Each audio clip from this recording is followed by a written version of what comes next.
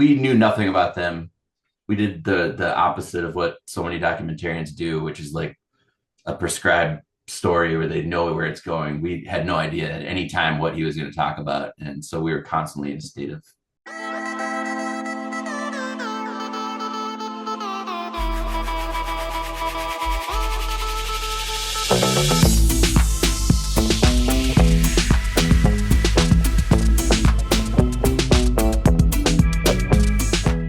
Hi, Ryan. Hi, Isaac.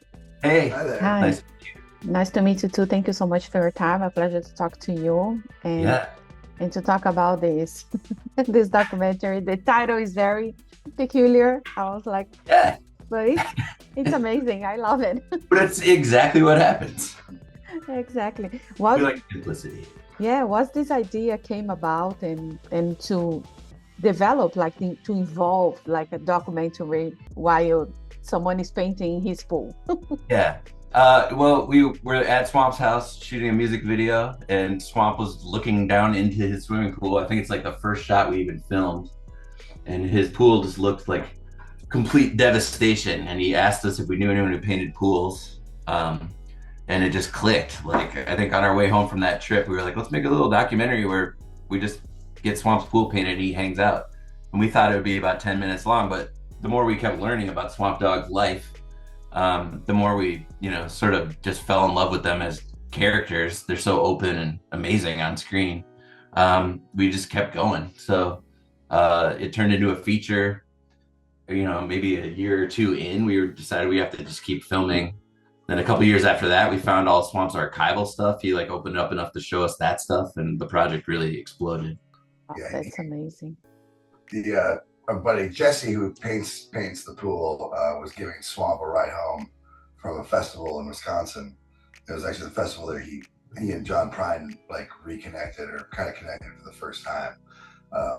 They had met in the '60s, but I think Swamp said that Prine was just too out of his mind to remember him or something. Swamp was an A&R, and he like denied signing Prine, but he stole his song. He tucked away his song, waited for him to release it, and they released Sam Stone. But anyways, on that drive back, Jesse giving him a ride to back to Minneapolis, and Jesse's like a fine art painter. He's like asked him if he paints pools. He's just been hustling this trying to find a pool painter for years. Yep. Yeah, Swamp had a dream. His dream pool was a black swimming pool. He was like, I've never seen a black swimming pool, and I want that. So yeah. He'd been thinking about it for a long time, and then when we knew that, we did our best to make it happen. Yeah, Swamp's now asking to do a movie called Swamp Dogg Gets His Gutters Fixed. Yeah. I know. That's part two. Part two, it's amazing. Like, and you mentioned that he opened up the archival part. I know the research must be like huge. Must have a lot of things. What is the most surprising thing that you learn about him that you didn't know from before? That most surprised you? I mean, I knew nothing about him, so it was kind of all a surprise. But the fact that he put out music since 1954, he told us that right off the bat. I didn't know that. And I produced an album for him, and been working with him for a couple of years. But I didn't do any research on him, so I didn't know. It was kind of endless surprises. Like, I mean, I think we didn't even film, but Swamp will just like kind of tell a story, and you're like, this can't be real. What are you talking about? Like, he was talking about having to write protest songs against Hulk Hogan, and it turns out that was actually had some validity, because the guy he was mentioning was this guy from Gawker, I think it was. Yeah. Who was getting sued by Hulk Hogan, or whatever. No, they're on the same team, I think. No, Hogan took. Oh, he took him down. And yeah. So that guy had hired Swamp. Hey, it's like really just weird. Like, what are you talking about? Writing, protests, write songs against Hulk Hogan outside of his like hotel or something. Yeah. It's like, what is this? And, every story does check out, and they're all surprising. Totally. Swamp seems to live in like a parallel universe to a lot of the like mainstream stuff, and but his is so much more interesting and funny, and everything we caught on camera was proven with his archival stuff, including Moogstar's Owl and Evil Knievel story. I don't know. Just we knew nothing about them. we did the opposite of what so many documentarians do, which is like a prescribed story where they know where it's going. We had no idea at any time what he was going to talk about, and so we were constantly in a state of surprise and just joy listening to all his tales. Yeah, Ouija board filmmaking. I see, it's very.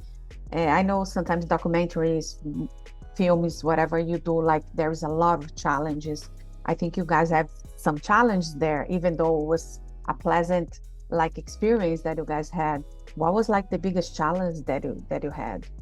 Well, the biggest physical challenge was the pool got destroyed by someone covering the original painting with like a sealant, and it just disappeared. And then it took us 3 more years to find the money and the wherewithal and the people to get back there and do it again. Yeah, I think the other challenge was to keep those guys from trying to let other people do a documentary on them.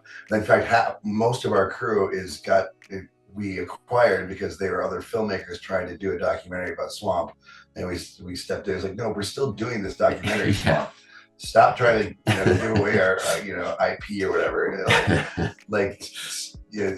they've been a wonderful thing. Like Paul Lovelace and Ben Wu, they came on like that in Townsend. Yeah. Also, they're separate filmmakers and stuff. We're out filming these things, but it was like during COVID, we didn't want to go out there and kill these guys, so we didn't go out there. We was like, you kept at bay till things settled down. Little did we know they had like 45 people living in and out of the house during that time. Like it was just an absolute. They made their own new diseases.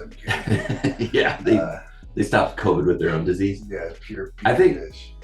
That's like one of the hardest things about a project like this that takes so many years to figure out, is to keep everybody motivated, to keep everybody like spirits up that this is gonna happen, this is for real, like we are gonna figure out a way to finish this.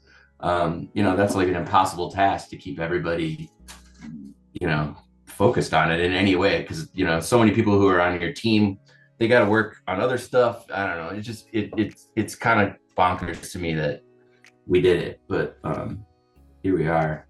Next week it comes out. Yeah, and then we are talking about it, and I love it. It's amazing.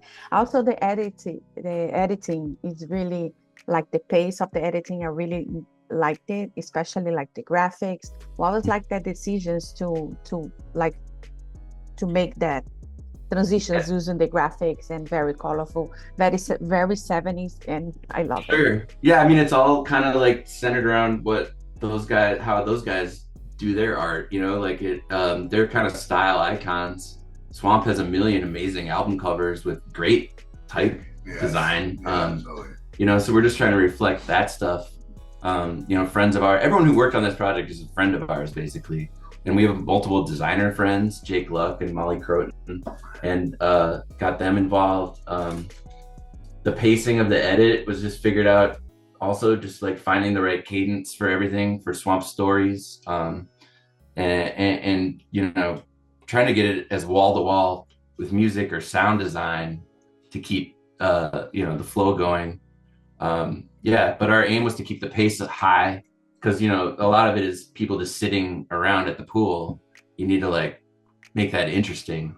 It also helps being professionally stoned. Yeah, and we were just basically in this room that you see, we're us and Paul Lovelace, who lives in Austin, Texas. We'd either be here or at his place, and we'd be sort of, someone's at the editing suite and 2 people are pacing around behind them smoking weed and just trying to freeform, okay, here's what could connect this one to this, that kind of thing. So it's intense to edit like that, but we were lucky enough to have our EP, Molly Menard, secured us enough funding that we could work on it for basically 1.5 years straight. Not that we were editing that whole time, but it's in your brain the whole time, and a lot of that is some hardcore editing. Like a week where you just basically do it all at all times. Yeah, I really enjoyed watching. It was really amazing, like the way that it was. Because sometimes documentary people get like boring and everything, but no, it's very dynamic. I think he's very Jerry, or Swamp Dogg. He's a very likable person, and he's so charming. And a part of our job is to let him tell his stories in his own words and not like sort of add force anything that isn't really there. But then at the same time, you know, you gotta. There's a lot of editing to keep it interesting too, because like, you know, people just talking, they have a lot of pauses, and there's a lot of you have to find a way to get through that stuff. Old guys trying to remember people's names is a big challenge. Like just constantly forgetting who they're talking about, and you're just like, how are we gonna cut that 2 minute gap where they're just trying to figure out the person I don't know. That stuff is a fun challenge. Yes, and also like aside from this project, yeah, you guys are already working on the next one? We're working on a bunch of music right now. We have a music project, Marijuana Death Squads. So we're working on that. We have some ideas going, but you know, we've been so involved in getting this thing done. You know, it's literally like 4 people have made this thing kind of by hand and are driving it to the end. So once this is out in the next couple weeks, I think we can really go hard on some new stuff. It's such a pleasure to talk to you both, and I just want to thank you so much for your time, and I'm glad that now everybody's going to be able to watch it, and thank you so much. Too. Thank you so much. Amazing. Yeah, amazing. Nice to meet you. Nice to meet you too. Bye. Bye. If you like to support or continue to support Jana on Camera, don't forget to subscribe, like, comment, and share the videos.